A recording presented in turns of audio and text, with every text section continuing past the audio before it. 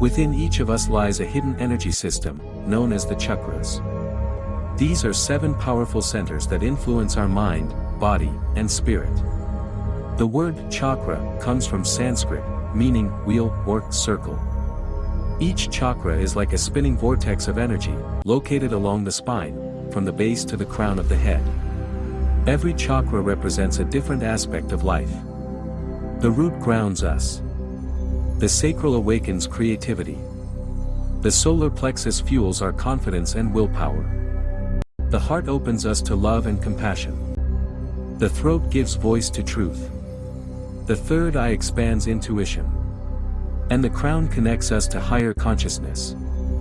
When our chakras are in balance, we live in harmony, physically, emotionally, and spiritually.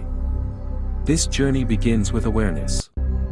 Join us in this series as we dive deeper into each chakra, one by one. Discover how to unlock your energy, heal, and awaken your highest self and raise your vibrations.